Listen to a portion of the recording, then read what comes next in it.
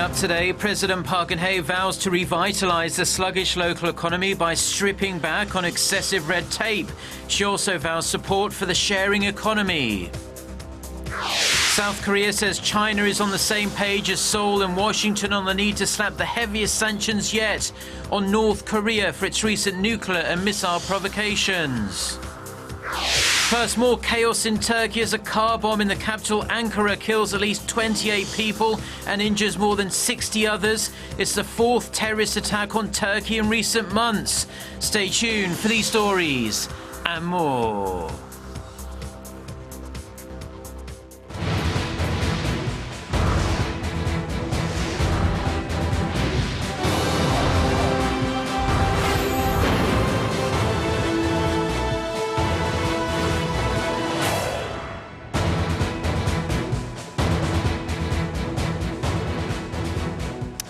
Hello and welcome at 6 a.m. on Thursday, February 18th here in Seoul. I'm Mark Broom and you're tuned in to our early morning edition of Arirang News.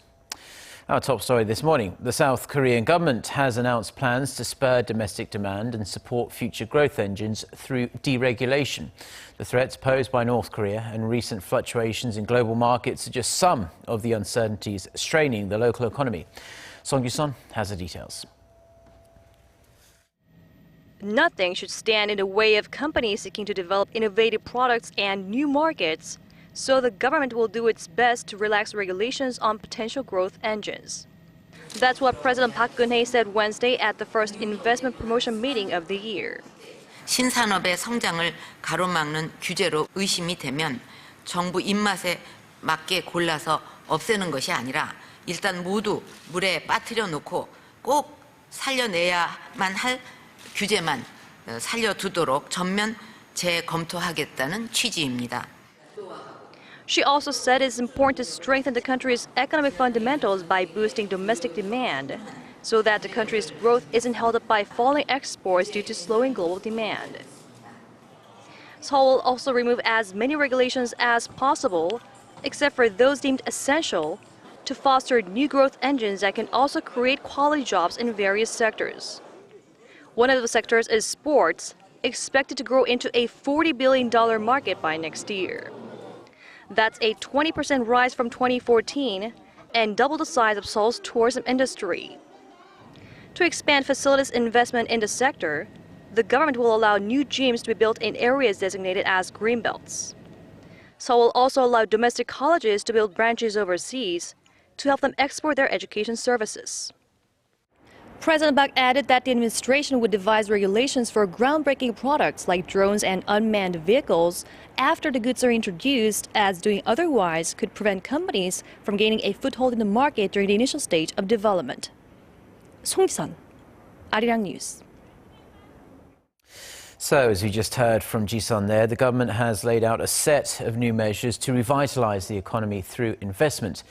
For more on how officials plan to foster new growth engines in the service sector, Hwang Ji-ae reports. Uber, Airbnb, and TaskRabbit. These are just three examples of the so-called sharing economy that's much larger than some might think. Hundreds of millions of people worldwide are now paid for the work they do within these systems, whether that's by driving an Uber cab or doing small jobs for others through websites like TaskRabbit. The global market size has jumped over 10 times in just 4 years. And to foster this industry, Korea is all geared up to strip back regulations. During a meeting to promote investment led by President Park Geun-hye on Wednesday, the government pledged to cut red tape in not just the sharing economy sector, but also in sports, healthcare, and education, some new service industries that are seen as hopeful candidates for the country's next growth engine. The government also plans to immediately push ahead with investment projects currently stalled due to regulations. We will help 6 investment projects to be carried out and see a lift of around $5 billion in investment. All this comes as Korea struggles with local companies that have been losing their appetite for aggressive investment in times of slowing global demand. With exports plunging by the biggest margin last month in nearly 6.5 years, job creation is dulling. The youth unemployment rate hit its highest level in 7 months in January, hitting 9.5%, inching up 0.3 percentage points from the same month a year ago. The overall jobless rate was at 3.7%. So while the growth last year mainly came from domestic demand on the back of measures to boost consumption, the government is now hoping to get the corporate sector moving again with the new package that it projects will shake loose around $40 billion worth of investment and create more jobs. Hwang Jie, Arirang News. South Korea's ruling party is outpacing its main opposition party counterpart in candidate registration for the upcoming general election that's set to take place on April 13th. According to the party's candidate nomination committees, 829 candidates have registered for the ruling Saenuri party, 371 for the main opposition Minju party. The ruling party chairman Kim Moo-sung said the numbers are a sign of support for the party's platform of reviving the economy and improving people's livelihoods through reform. The Minju party's registration committee attributed the outcome to the recent formation of the minor opposition People's Party, which it said had split the count on the liberal side. South Korea says the strongest ever UN sanctions on North Korea are in the works for its recent nuclear and missile provocations. Speaking upon his arrival in Washington for talks with US officials, Jo Tae-yong, Deputy Chief of the Presidential Office of National Security, said China shares the broad view that North Korea's latest nuclear test can never be tolerated. Jo said the goal of South Korea-US collaboration is to bring about an end to Pyongyang's nuclear and missile development. Now, asked about the deployment of a US ballistic missile system to the Korean peninsula, Jo said defense officials from the two sides will reach a decision on the so-called THAAD system. China's foreign ministry said Wednesday that plans for the deployment should be scrapped as it would threaten regional stability. Jo will hold talks with US Deputy Secretary of State Tony Blinken and White House Deputy National Security Advisor Avril Haines during his stay in Washington. And the United States is stepping up air defense in response to North Korea's nuclear test and long-range missile launch. On Wednesday, 4 F-22 stealth fighter jets blazed across skies over the peninsula, demonstrating the strength of the Seoul-Washington alliance. Our Defense Ministry correspondent Kim Hyun-bin has the details. 4 F-22 stealth fighter jets flew over Osan Air Force Base, just south of Seoul, on Wednesday. Were escorted by 4 South Korean F-15s and 4 U.S. F-16s. The F-22s were dispatched from the U.S. Air Base in Okinawa this morning as part of a provisional deployment aimed at pressuring North Korea. A South Korean military official says 2 F-22s will be temporarily stationed at the Osan Air Base. The F-22 Raptor is the most capable air superiority fighter in the world, and its capability represents one of many capabilities available for the defense of this great nation. The U.S. maintains an ironclad commitment to the defense of the Republic of Korea. In this grave situation, the combined air forces of South Korea and the United States, with the most powerful combat power, are fully prepared to deter and punish North Korea's further provocations. The F-22 is a key part of Washington's key strategic weaponry and considered one of the best fighter jets in the world. They are equipped with full stealth capabilities. This means they could infiltrate North Korean airspace undetected and destroy the regime's key nuclear and missile infrastructure before the North knew what hit it. Their range also allows them to target anywhere in North Korea when flown from the south. The F-22s are not the first strategic U.S. weapons deployment here in recent weeks. The U.S. flew a B-52 bomber over the peninsula last month. Plus, the nuclear-powered submarine USS North Carolina docked in Korea's southern city of Busan on Tuesday. The nuclear-powered carrier USS John C. Stennis is also scheduled to take part in the annual South Korea-U.S. defensive drills, Key Resolve and Full Eagle, which start early next month.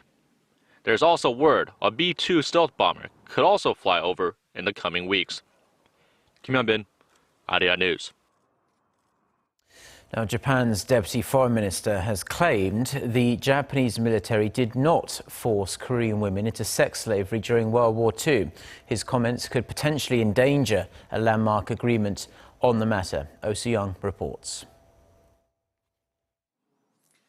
The government calls on Tokyo to refrain from making remarks that hurt the purpose and the spirit of the agreement on wartime sexual slavery, and demonstrate through its actions its determination to restore the dignity of the surviving victims and heal the wounds of their past.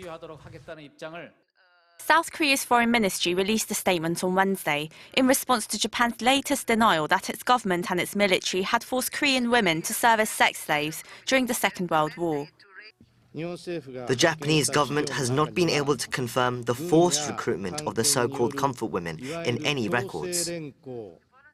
Deputy Foreign Minister Shinsuke Sugiyama was speaking on Tuesday when he delivered Japan's interim report to the UN Committee on the Elimination of Discrimination Against Women. It's the latest in a series of similar remarks from Japan last month, with Foreign Minister Fumio Kishida insisting that the term sex slave shouldn't be used. This has given rise to doubts about Japan's sincerity towards a landmark agreement it reached with Korea last December, in which Japan officially acknowledged its military's involvement in forcing Korean women into service as sex slaves during the Second World War. In Geneva on Tuesday, Sugiyama mentioned the agreement briefly, saying Tokyo is making efforts to implement it, and it expects the same from Seoul. According to Kyodo News, the deputy minister told reporters after the session that the Japanese government will continue to make its stance on the comfort women issue known to the international community. Oh Soo-young, Arirang News.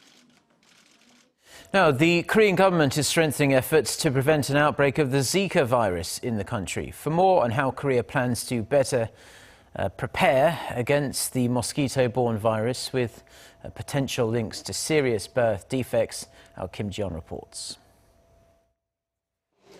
The government is taking precautionary measures against a possible spread of the Zika virus in Korea, although it cites low possibilities of an outbreak. The director of the Korea Centers for Disease Control and Prevention, Chung Ki-seok, said the country has not confirmed any case of the virus in the country so far, and adds secondary infections are unlikely. As of Wednesday morning, there have been 50 suspected cases of the Zika virus in Korea, but of them, 46 cases have already been tested negative for the virus. The remaining 4 cases are still under observation. Chung says pregnant women residing in the country who have not traveled to infected areas don't have to worry about contracting the virus yet. But the government says it's not taking any chances when it comes to the Zika virus. Health authorities will conduct a nationwide mosquito control drive for 10 months starting April this year. We will focus on boosting inspections in cities with subtropical climates, including Busan, Dongyong, and the island of Jeju. Airplanes and ships that have departed from infected areas will be required to put down insecticides and submit a formal certification to the government before entering the country. Authorities will also strengthen monitoring procedures at Korea's main gateway, Incheon International Airport, by installing more thermal cameras and increasing the number of staff. And if a local patient is confirmed to have contracted the Zika virus, measures will be put into place so that the patient can be immediately quarantined at a medical facility for treatment. The Zika virus, which can be transmitted through mosquito bites, is suspected of causing microcephaly.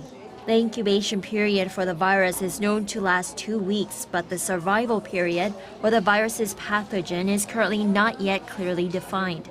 The World Health Organization said the Zika virus has spread across at least 30 countries and has been linked to thousands of birth defects in Latin America. Kim Ji-yeon, Arirang News. At least 28 people have been killed in an explosion near Turkey's parliament and the country's military headquarters in the capital, Ankara. An official says a car bomb was detonated close to a convoy of buses carrying military personnel home from their barracks.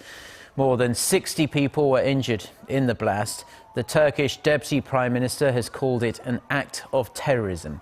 The attack reportedly occurred as a high-level security meeting was being held at the presidential palace under President Recep Tayyip Erdogan. A Turkish official told Reuters that early signs indicated the attack was carried out by the Kurdish separatist group, the PKK. Sources in Kurdish southeast say Islamic State militants were to blame. The United States and Japan have expressed serious concern about China's apparent move to deploy long-range surface-to-air missiles on a disputed island in the South China Sea. Satellite images taken on Sunday appear to show 8 missile launchers and a radar system on Woody Island in the Paracels. U.S. Secretary of State John Kerry said Washington was deeply worried about China's increased militarization of the contested region. The Japanese government expressed its concern over what it said was China's unilateral move to change the status quo in the region. Now, Taiwanese officials say the missiles could be capable of targeting civilian and military aircraft. Beijing, however, has dismissed these reports. Chinese Foreign Minister Wang Yi said they were a Western media invention. Iran has offered its support for Saudi Arabia and Russia's recent decision to freeze levels of oil production, but stopped short of committing to do the same. Tehran's oil minister said his government looks forward to the beginning of cooperation between OPEC and non-OPEC countries, and Iran supported any measure that could stabilize the market and increase prices. The minister, however, did not offer any word that Iran would keep its output at January levels. The Saudi-Russia agreement is designed to prop up oil prices, which have tumbled by around 70% since a peak of $116 a barrel in 2014.